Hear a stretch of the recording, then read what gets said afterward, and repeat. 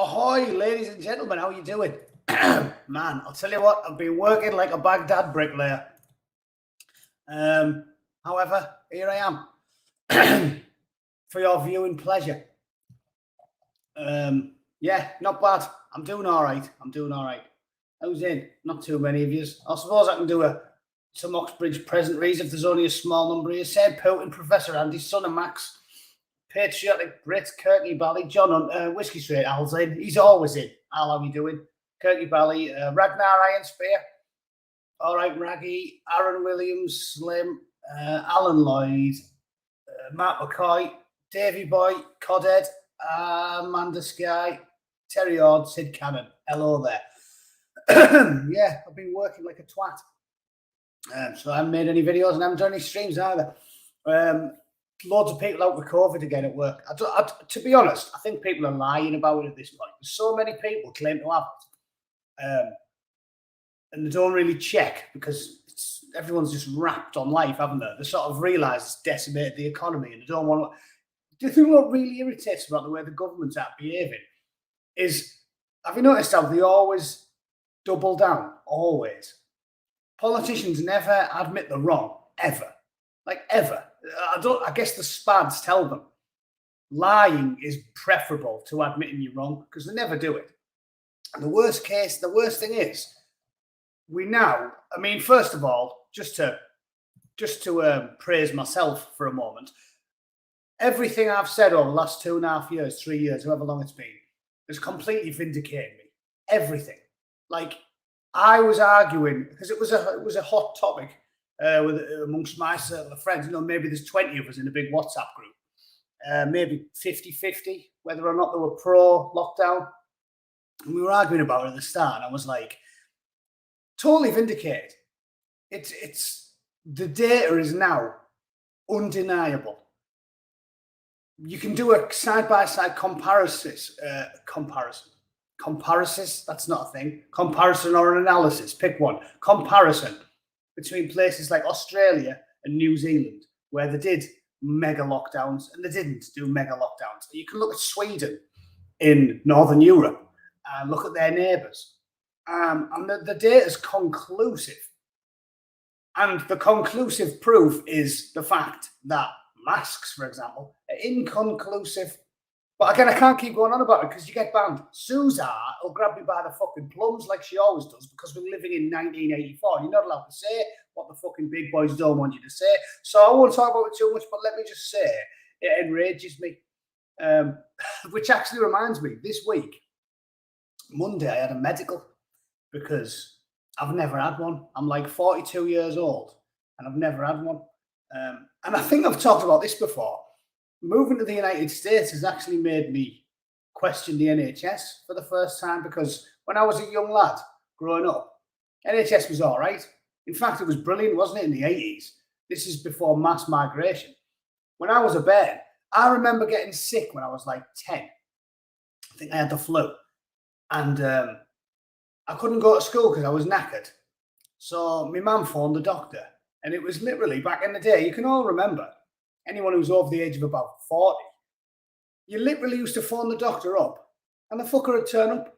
Like she rang the doctor and 2 hours later, he walks in the house. That's what they used to do. I mean, that doesn't happen now, does it? No way. No way. Because it's failing, because we've let 10 million people in who don't pay into the system. So now we can't do it anymore. But because I'm in my 40s and I remember what it was like growing up in the 80s, you can see when you're old enough of the absolute failure of globalization and modern Britain taking in too many people to support everybody. So now everybody's quality of life's tanking. But because I grew up in the 80s, I've always been pro NHS because it worked so well. It was brilliant. You know what I mean? We all chipped in. Everybody chipped in. And the reason everybody didn't mind chipping in as well is because it's a gamble with your health, isn't it? Something like cancer, you never know when you're going to get it. So the whole UK, everybody was at work and most people were happy to pay for it because they were like, we all chip in and then if we get the big C, we're covered. And everyone was like, yeah, that's fair. You know, if you're lucky, you won't get it. And if you're unlucky, you will. And we're all covered. It worked. Everybody chipped in. and everybody paid a share, and it worked. And now we've just had the piss took out of us since Blair, and there's millions and millions of people who don't pay into the system and haven't paid into the system, and they just turn up and take the piss. So now it's failing because it's on the bones of its arse because there's too many people using it. I mean, I've talked about this loads of times with people right of me, like Simon Sideways, Pass, anybody who I've had a stream with, saying like, the reason I don't side with the far right is because I don't think you need to take extreme measures to deal with the problem. You just have to enforce the existing laws. If we literally just deported every single person who's living in Britain illegally, you'd probably take, I mean, what do you think? Joking aside, what do you actually think's the number? I remember the last time they raided a kebab shop in Borough. They probably don't do it anymore. They raided a kebab shop in Borough, the immigration police, and it was something like 11 of the 16 people in there didn't have a visa. They're all there illegally. So I don't know how many people you'd deport if you got all the fuckers that were in the UK legally, but it's got to be in the millions. If you deported 2 million people over a 6-month period and started aggressively enforcing the law and deporting anybody who'd been convicted of a serious crime. Like I said, I'm not a fascist. I don't think you should be deporting people who get a parking ticket. But if you deported everyone who's there illegally and everybody who's a criminal who was recently granted a visa, I reckon you'd get rid of 3 million, 4 million. And all of a sudden, imagine the way that would be gone if you got rid of 4 million criminal aliens. It'd be amazing. 4 million people just went. All of a sudden, the NHS would work. The schools, you'd be able to get a school place for the kids. The dentist, you'd be able to get a dentist appointment. The roads would be less traffic. Like, it's just too many wankers. Is just number one cause of all of our problems. And you can't say if you're in the government, you just got to keep on bringing them in. They let in 1 million people legally last year. It's like more than, you've only got a population of 65 million and we let 1 million people move to Britain in a year. Like, we know what's wrong.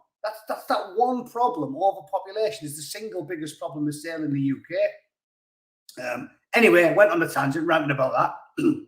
I had a medical this week because I've never had one. And the reason I've turned against the NHS, like most English people who grew up in the 80s and the 90s, I was a staunch supporter of it. And now I'm not.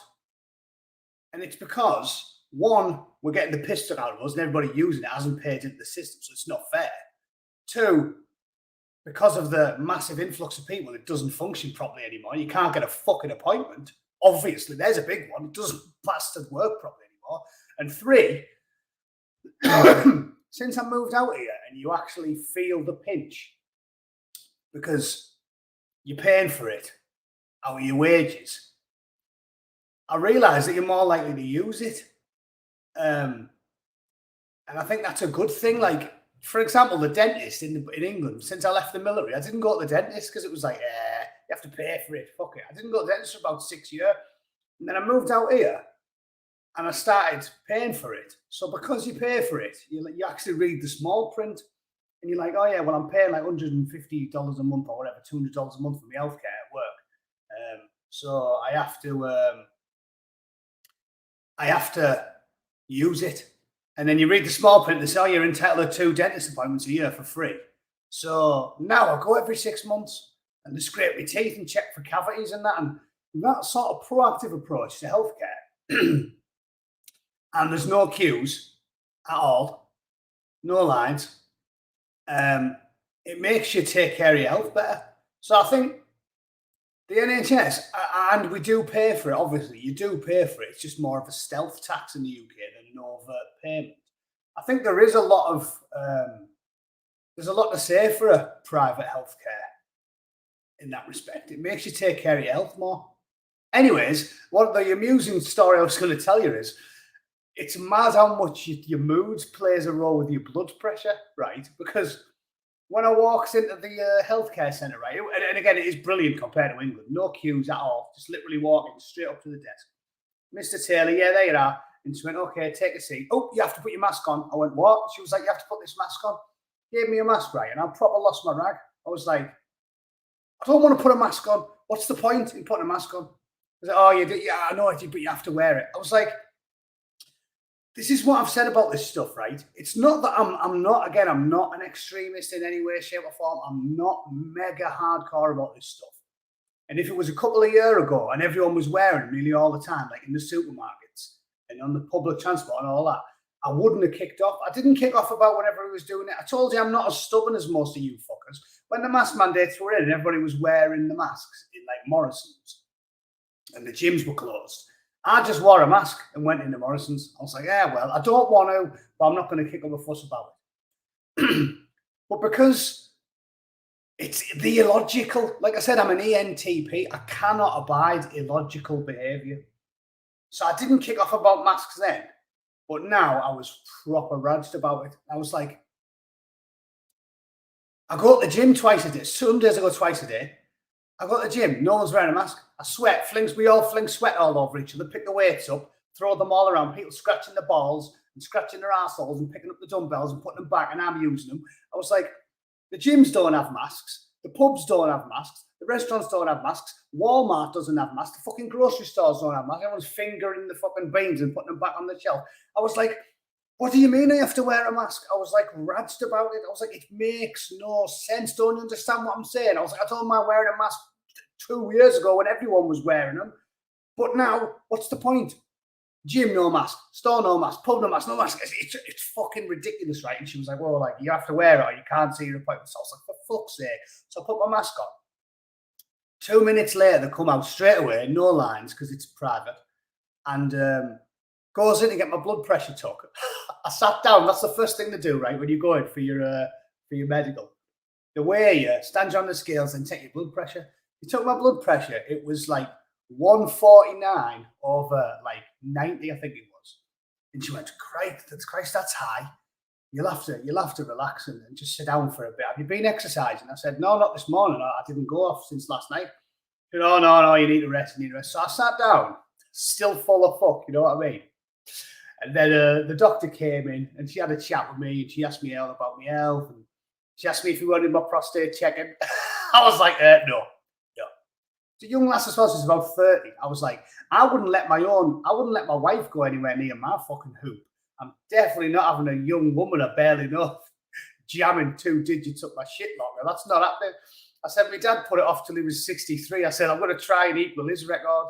And she started laughing and said, all right, then, at your age, you don't need it. But, just offer it, Once you're past 40, it is a slight risk.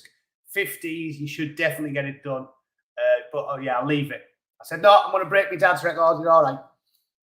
Anyways, so we waited 20 minutes and I sat and chatted with her and everything was all right. And I'd relaxed and forgot about the mask shit. And then she took her blood pressure again at the end and it was like 131 over like 88, I think. And she went, oh, that's fine now. That's fine. And you must have just been worked up about something. I was like, no fucking shit. But it just goes to show this. So doing this is probably lessening my lifespan by a great deal because when I get ratched, clearly my blood pressure goes, I mean, what was it, 149 or 150? That's high, isn't it? That's like hypertension really badly. Hypertension really badly. I'm illiterate this morning. So yeah, I was proper rads and it went, whew, and then as soon as I calmed down, I had a chat, back to normal. So yeah, I can't help it. It's illogical. Do you know what I'm saying? So I'm not mega hardcore like some of you lads where I refuse to wear one the entire time. I'll just put them on. If I need to go into fucking Morrison's and get a pie, I'll put it on for 5 minutes. I don't care. It's not a hill I'm willing to die on. But now that they've basically stopped everything, to make me wear it for 2 minutes is completely pointless. You know what I mean? The gym's open, the pub's open, the bars, the restaurants, swimming pools, the fucking, and literally make you put a mask on when you go in the doctor's office. I was like, this is ridiculous. Like, it's absolutely ridiculous. It annoyed me when I was working at G-Dubs last year because they went hardcore in on the masks because they didn't stop production. And then they were well into it. And it annoyed me. It was like they had a one-way system in at work. So I had to walk everywhere doing a one-way system. It was fucking stupid. And then you used to go in for a wet in the canteen. Everyone's wearing a mask. But you can just pick the milk up and put it on your tea bag. And again, this is what I've read. Obviously, the germs are predominantly spread because it's harder to catch if it's just someone breathes 20 feet away from you. But if someone's got snot all over the fingers because they're wiping their nose because they've got a cold or what have you, and then they open a door handle, and then you physically get some mucus or spit or what have you, or snot on your fucking hands from touching the door handle, and then you touch your face. That makes sense, doesn't it? And there it was the same. Everyone's wearing a mask. They've implemented this one-way system. And then when you go into the tea room, because it's England and everybody drinks tea all the time, there's like 4 bottles of milk in there, and everyone's just leaving them out because it's in there. Because, you know, there's a lot of employees there, several hundred. And everyone's fucking just picking up the same milk bottles and the tea bags, sticking their hands in the tea bags and using the same spoon. Like, and I was like, it doesn't make sense. This is what I've said about it all along. I don't mind if it's logical. If everybody got locked down aggressively and they said for a month, we're gonna deliver groceries to everybody's houses, we're gonna close everything, we're gonna do everything. If they said we're gonna do it properly for a month, I'd have more time for that, because at least you're actually doing it properly. But when you do half-assed stuff like that, like everyone uses the same milk and tea bags and fucking flinging it around and talking shit in the wet room, but then you have to wear a mask for 10 minutes. It's just ridiculous. And like I said, it's so illogical, it makes me angry. Sports Direct got closed for like a year, so you couldn't get a cheap pair of socks, but Tesco was open the whole time. It doesn't make sense. Like, and that's why I'm so angry about it. It's illogical, it's irrational, and we've just done it. And now, look, and lo and behold, you turn the news on today, fucking monkeypox. Get in, here we go. Pandemic 2, electric boogaloo, monkey-ass boogaloo. It's so stupid. And here's a good statistic I got off Toby Young today. Look at this one. Toby Young's a good lad, like, you should follow him on Twitter if you don't. Free Speech Union. Look, he put the WHO has declared the monkeypox outbreak to be a global health emergency. Top level. That's what the BBC have just said. Despite there being 16,000 cases globally. There's 8 billion people on planet Earth now, or thereabouts. 8 billion. And there's 16,000 cases globally. 95% of which was sexually transmitted, and 98% of which are in gay and bisexual men. And the WHO are like, fucking hell, shit yourselves and run, lads. I mean, are you having a laugh? Are you having a fucking babble? As someone from down south might say. Are you having a bubble? I mean, seriously. It's ridiculous. The panic, the hysteria. Whoa, what's this? Give us your views on foddy squaddies facing discipline for having sex with prostitutes. What's that all about? That's a bit authoritarian, isn't it? But I mean, crazy times we're living in. We're living in authoritarian times. What have I been saying for the last 18 months? We're living in Orwell nightmare. We're living in an Orwellian dystopia. It's unbelievable. Unbelievable what goes on now. And people don't even bat an eyelid because the normies are just desensitized to it all. It's absolutely outrageous. What happened? This is what I keep saying about the commies. Right? Just call them commies. Why do people call them liberals? What's fucking liberal about them? What's liberal about them? The commies aren't liberal. They're fascist. They're authoritarian. Lunatics. J.K. Rowling, I was checking her out on Twitter this morning. You cannot believe how many people are having a pop at her. Like, she's been a lefty her whole life. A proper dyed-in-the-wool lefty. And they're coming for her. The proper going at her. They've, like, cancelled her, said they're renaming Quidditch, even though she fucking invented it. They're having a go at her, and that should be a great precursor. That should be a wake-up call for normies. And anybody who considers herself left-wing and liberal. If even J.K. Rowling, who for her whole life has been a lefty, is now getting treated like a fucking leper with AIDS, you know, you really should be worried about where this is going. And if you haven't opened your eyes to it yet, I don't know what to tell you. Again, Looney's like Mr. Walker in the chat there. I don't know what to tell you. Like, if you see someone who's as pleasant and reasonable and left-wing, because obviously I don't share her politics, as J.K. Rowling, and just because she said, I do worry about women's rights with all this, she's not in any way bigoted. She's not in any way against the LGBT community. She never has been. And she's gave money to Labour, and she's always been a liberal. If they can go for her as aggressively as she does, oh, you're agreeing with me there. Anyone who doesn't agree, get rid of them. So are you agreeing with me there about them attacking J.K. Rowling? Have we got a rare piece of agreement there? Like, it's not fair that she's a liberal and she's pleasant and polite and she's never been mean to anybody. She's just one of those she's one of those wet liberals who says, be nice, be kind, be kind. That's all she says all the time, be kind. Yeah, well, they're not going to be kind to you, Miss Rowling.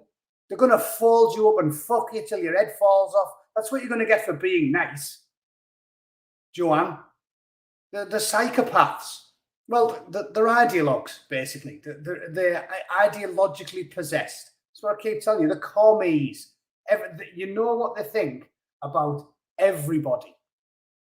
They know, all of them.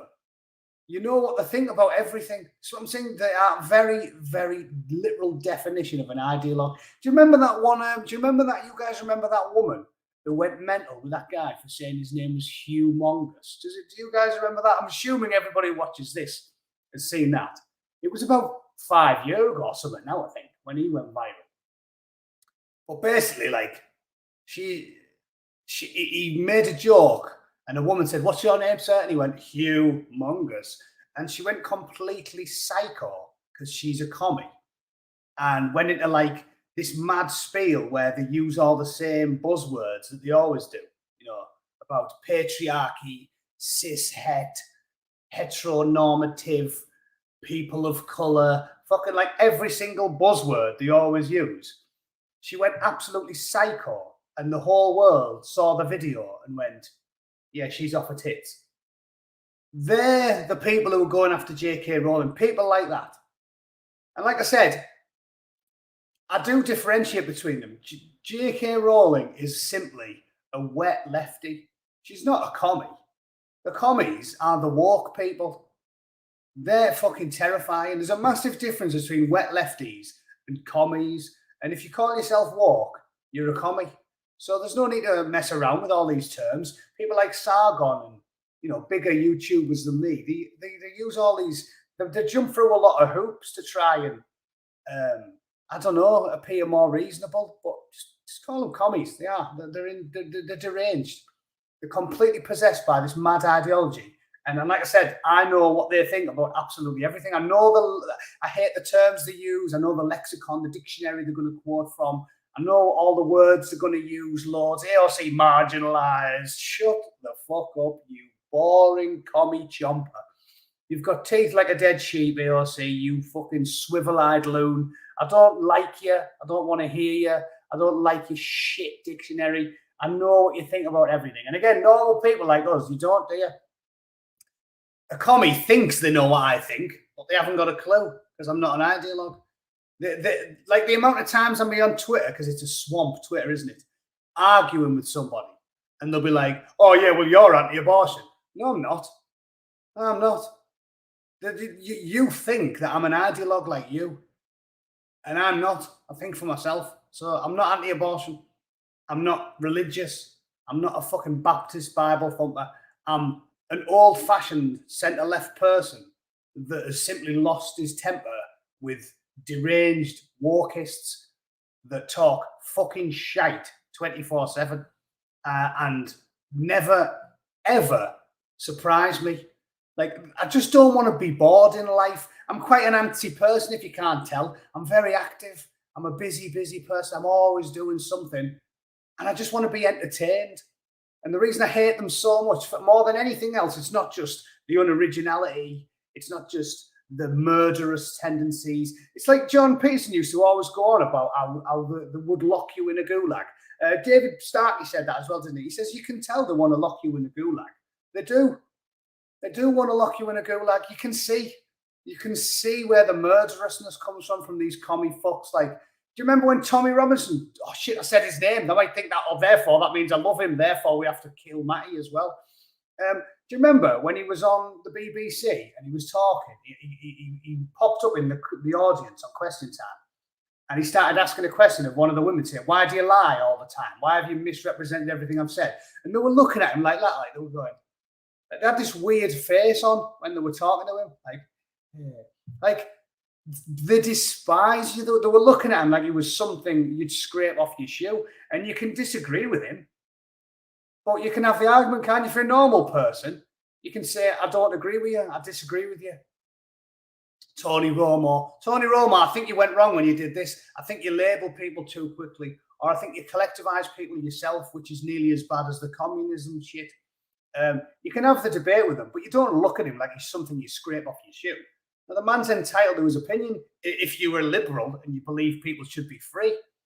And I think that's the real problem. Like, they don't realise how dangerous these people are, the normies.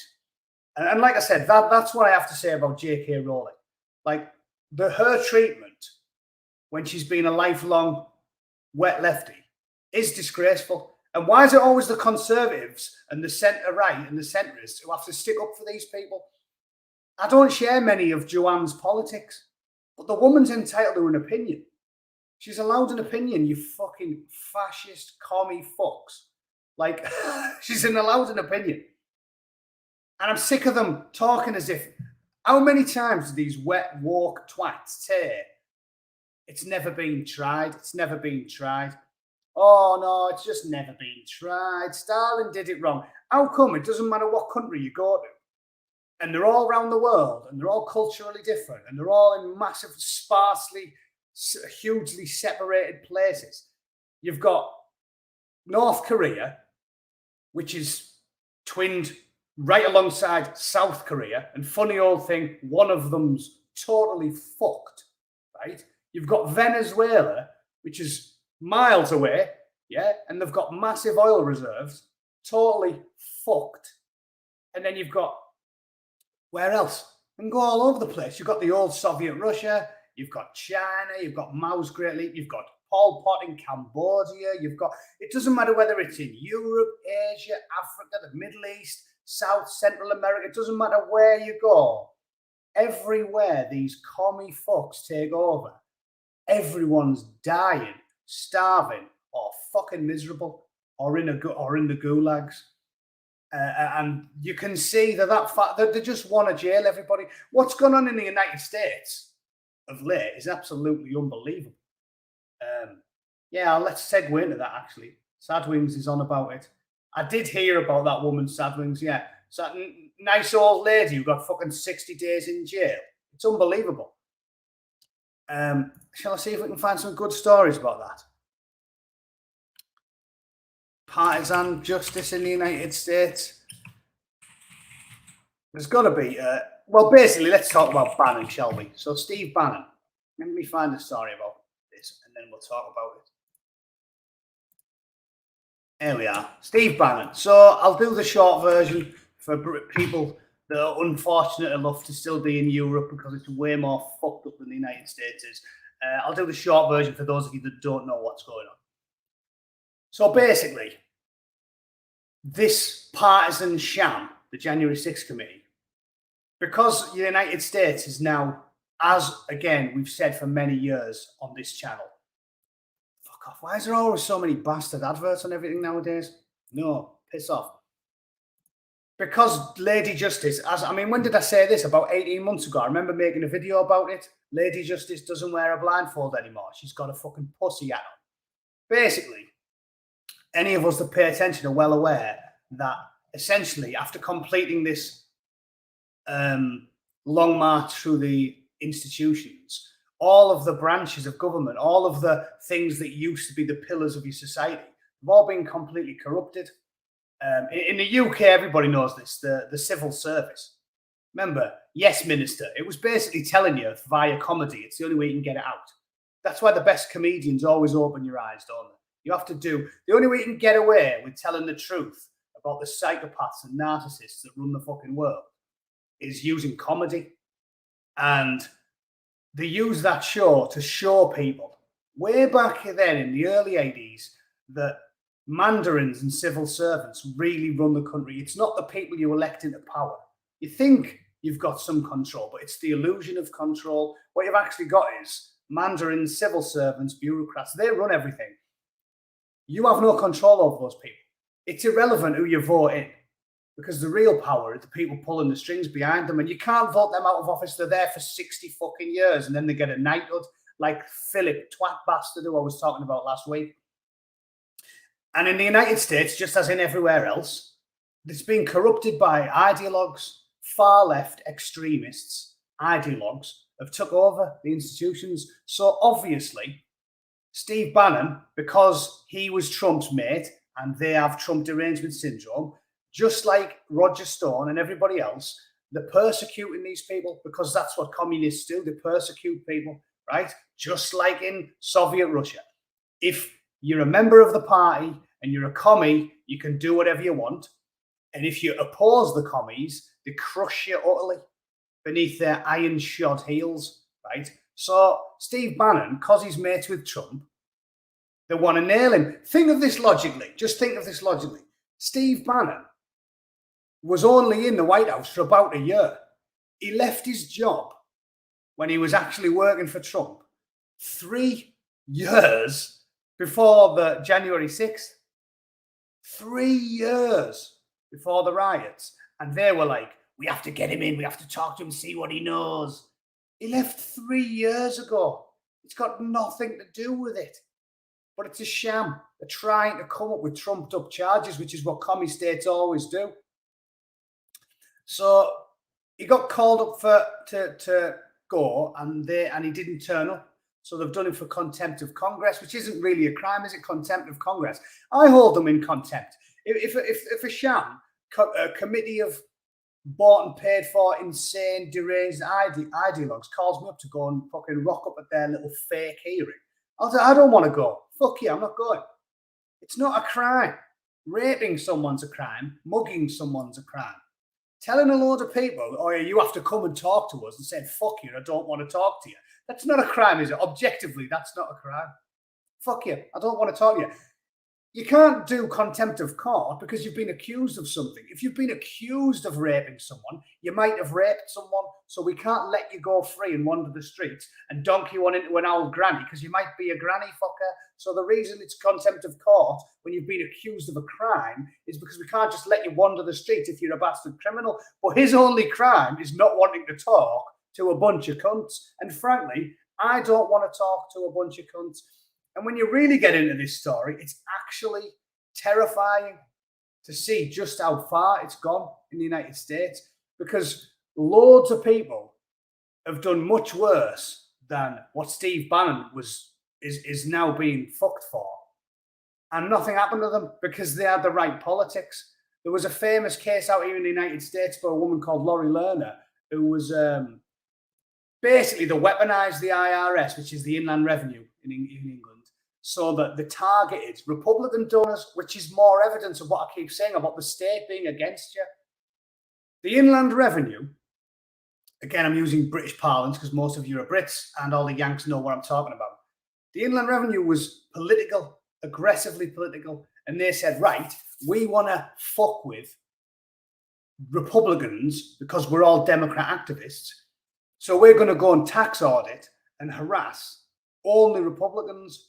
And everybody knows she did it, but nothing happened to her. Weaponizing a branch of the government, basically, an arm of the government, and nothing happened to her.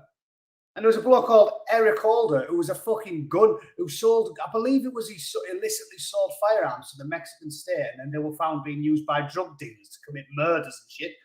And nothing happened to him either.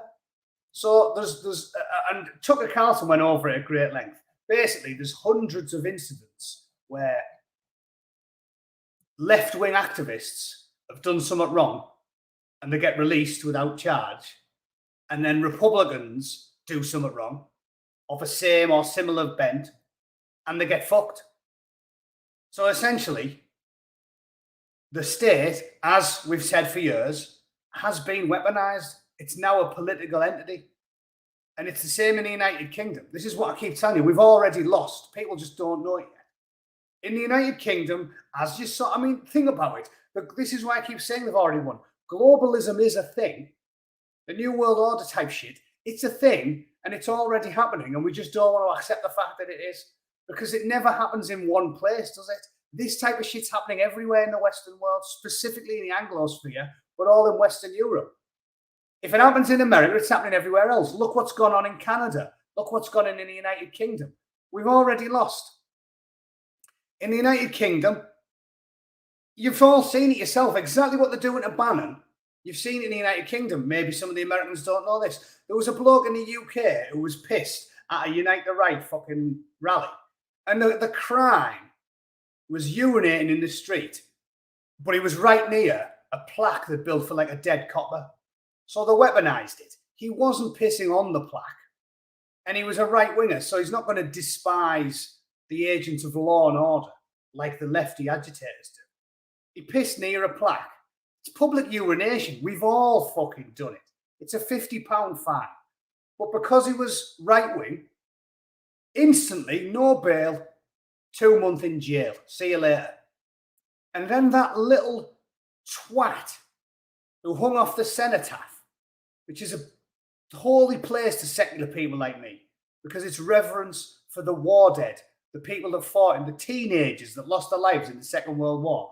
That little twat, that Black Lives Matter activist, swinging off the cenotaph, trying to set the flag on fire. And he gets let off with it. He doesn't get fucked. But if you're right-wing and you pee in the wrong place, jail time, hard time. It's the exact same in the United States. It's the exact same in Canada. It's the same everywhere. Left-wing commie fucks have took over the establishment and they've weaponized it. MI5, MI6, same as CIA, FBI, Justice Department. They hate you if you're right-wing and they're coming for you. And it's the same as all of us would expect because we pay attention. It's Animal Farm. It's George Orwell. It's 1984. It's if you work for the party and you believe the things the party likes, you can do whatever you want. And if you don't and you oppose the party, you get fucked. And instead of them dragging Stephen Fry away to the gulag because he's a homosexual, it's the commies that are doing it. They're dragging Steve Bannon away because he has opinions that they don't like. It's MI5 and MI6 smashing white working class lads because they're not communists and they don't like communism as an ideology. It's just like, and this is the irony, because most creative types are left wing, like Alan Moore, fantastic writer. All the stuff that he wrote about, it was always right-wing authoritarian fascist groups. But look what we've got. The people doing it are actually commies, lefty fucks. So that's ironic, isn't it? Alan Moore basically showed us what was going to go on with V for Vendetta, didn't he? But it's not the right-wing fascists doing it. It's the commie fucks. It's not about justice. Exactly right. It's not about justice. It's about ruining your political enemies. And again, liberals worth a wank. Not my woke friend in the chat here, but actual liberals. J.K. Rowling, Steve Bannon, Black Lives Matter, the Cenotaph, even Julian Assange, who I don't like, Edward Snowden. I have massive disagreements with these people, but you defend them because it's state overreach. They're all evidence of what's going on. It's the fucking deep state, to use Alex Jones' parlance. I know nobody likes the term. That's why I don't use it. I just simply say it's civil servants and mandarins, public servants in James Comey, Clapper, Brennan, all these people that are just hardcore political activists, basically rounding people up and shipping them off to jail. And that's what they're doing. So it's great. It's Alan Moore's dystopia, but at the other side of the political spectrum. And brilliant. So you're not getting nicked for being gay. You're getting nicked for saying maybe we shouldn't be showing fucking 5-year-olds pictures of blokes sucking each other off. It's basically he's 99% of V for Vendetta, except he's just got the wrong political ideology, doing all the beating and the killing and the jailing. So yeah, well, we've all seen it coming. Yeah, billions of dollars. Yeah, billions of dollars, and it was fine. It was fine. And then someone who's a Republican breaks something and they get shot in the face. Look at them. That woman, Ashley Babbitt, who got shot in the face, was unarmed. An unarmed woman gets shot in the face by a man with a history of problematic policing. And crickets, they didn't say anything about it. Shooting an unarmed woman in the face because they didn't like her politics.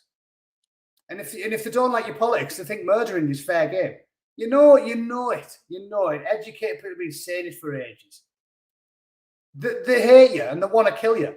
You think that my woke chum in the chat and all these fuckers on Twitter are just like that? You don't. The normies don't realize how dangerous they are.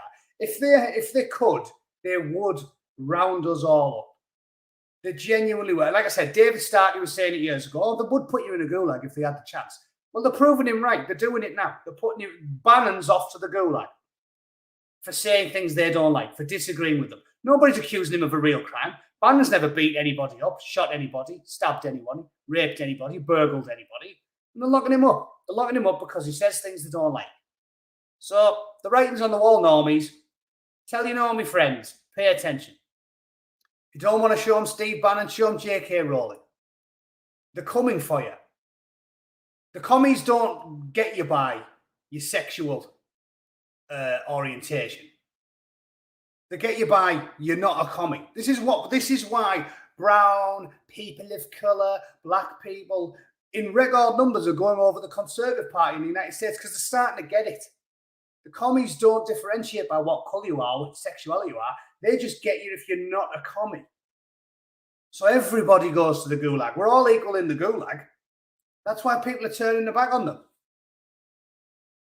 Easy, innit? Easy. And like I said, there's the evidence. Point them my way. Point them at J.K. Rowling, Steve Bannon, anybody else who's been cancelled for committing a non-crime. A non-crime. J.K. Rowling, oh my God, we've got to steal all of the things off her. She doesn't need them. They're her things. She invented Quidditch. What do you mean it's yours now? It's yours now, Mr. Communist, because you don't like J.K. Rowling's one opinion, even though she's been left-wing her whole life. It's laughable. It's laughable. It would be hilarious if it wasn't as dangerous as it is. And again, look at the comment in the chat. He won't even get it. Oh, it's all right then. It's all right then. Just lock him up. It's all right. You know what he gets. Just lock him up. Just lock him up. What crime did he commit? He disagreed with the commie. Lock him up.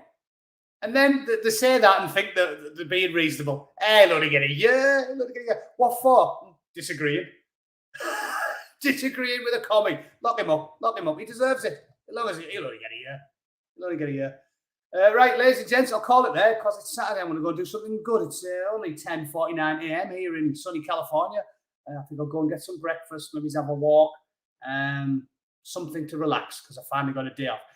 Hopefully, I'll be back streaming on Monday. One of the sick guys is due to be back tomorrow, and I might have some more cover. So with any luck, I'll be back to a normal routine next week. All right. Hope everyone's doing all right. Like I said, you've got to laugh. You've got to laugh. Until we're all breaking rocks, you've got to laugh. Thanks for watching. I'll see you guys on Monday. Enjoy the rest of your weekend. Have a drink. Don't wear a mask. No point, really, is there? Fucking gyms are open, pubs are open, pools are open.